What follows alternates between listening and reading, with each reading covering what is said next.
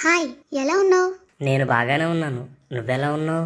నాకేం బిందాస్గా ఉన్నాను. నేను లేకుండా మనుషులే లేరు. ఒక గంట నేను కనిపించకపోతే ప్రాణం పోతుంది జనాలకి, తెలుసా? తెలుసులే. నిద్ర నుండి లేచేసరికి పక్కన నేనుండాలి. పని చేసుకునేటప్పుడు, తినేటప్పుడు, ప్రయాణాల్లో, ఆఖరికి పడుకునేటప్పుడు కూడా నేను పక్కనే ఉండాలి. అవును, మనుషులు నీకు చాలా ఎడిక్ట్ అయిపోయారు. హహ, తెలుసా, నేను కూడా ఉంటే నిద్రపోవడం కూడా మర్చిపోతారు. నేను మనుషుల చేతిలో పట్టేంత ఉన్నా ప్రపంచమంతా నా గుప్పెట్లోనే ఉంది. చిన్నపిల్లలు నేనుంటేనే భోజనం చేస్తారు. యూత్ కి నేనుంటే భోజనమే అవసరం లేదు. ఇంకా పెద్దవాళ్ళకి కావాల్సిన ఎంటర్టైన్మెంట్, లేడీస్ కి కావాల్సిన వంటలు, సీరియళ్లు అన్నీ నా దగ్గర దొరుకుతాయి. నీకొక విషయం తెలుసా? ఒక రోజుకి మనిషి సగటున 4 గంటల సమయం నాతో గడుపుతాడు. సరే కానీ నీ గుప్పెట్లో లేని వాళ్ళు కూడా ఉన్నారు తెలుసా? ఎవరు? అనాగరికులు, సెల్లవాడటం తెలియని వాళ్ళ? కాదు, మరి క్రైస్తవులు. హహహహహ. అదేంటి నవ్వుతున్నావు? జోక్ బాగుంది. జోక్ కాదు, నిజం.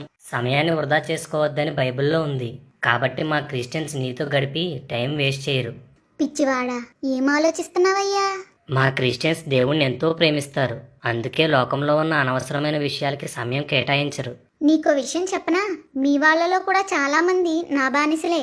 అదేం కాదు, నువ్వు పొరపాటు పడుతున్నావు. ఒకవేళ నిన్ను వాడినా వాళ్ళ అవసరాలకో లేదా దైవికమైన విషయాల కోసమే వాడతారు. మా వాళ్ళు యూట్యూబ్ వాడితే దేవుని వాక్యం వినడానికి, వాట్సాప్, ఫేస్బుక్ వాడితే దేవుని వాక్యాలు పంపుకోవడానికి మాత్రమే వాడతారు.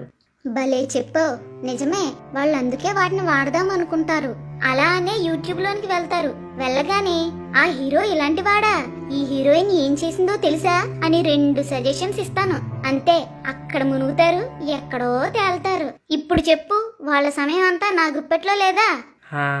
వాళ్ళు ఫేస్బుక్ లో దేవుని పోస్టులే పెడదాం అనుకుంటారు. కానీ అంతలో ఒక అమ్మాయితో లేదా అబ్బాయితో ఫ్రెండ్ రిక్వెస్ట్ పెట్టిస్తా. అంతే, దొరికిపోతారు. మా వాళ్ళు అంత బలహీనులు కాదు. నా దగ్గర చాలా లిస్ట్ ఉంది, కావాలా? వద్దులే.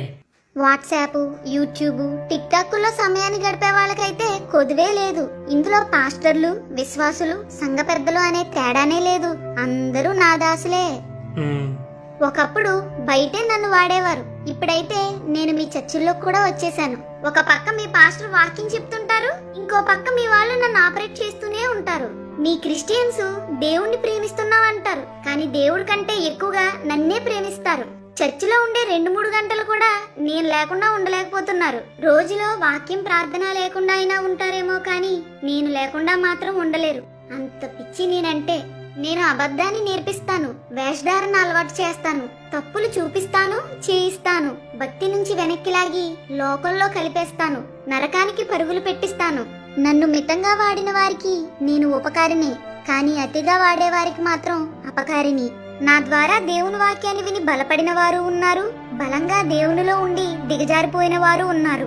నన్ను ఒక పరికరంగా చూసి అవసరానికి వాడితే మేలు చేస్తాను. నాతో అతి సాన్నిహిత్యం మీ ఆత్మీయ జీవితాలకి ఎంతో నష్టం. వెళ్ళి మీ వాళ్ళకి చెప్పు, ఇప్పటికైనా మారమని. క్రైస్తవులారా, దినములు చెడ్డవి కాబట్టి సమయాన్ని పోనివ్వక సద్వినియోగం చేసుకోమని బైబిల్ చెప్తుంది. కాబట్టి మన సమయాన్ని వృధాగా మొబైల్ ఫోన్తో గడపకుండా అవసరమైన మేరకు దాన్ని ఉపయోగిద్దాం. అజ్ఞానుల వలె కాక జ్ఞానుల వలె నడుచుకుందాం. ఆమేన్.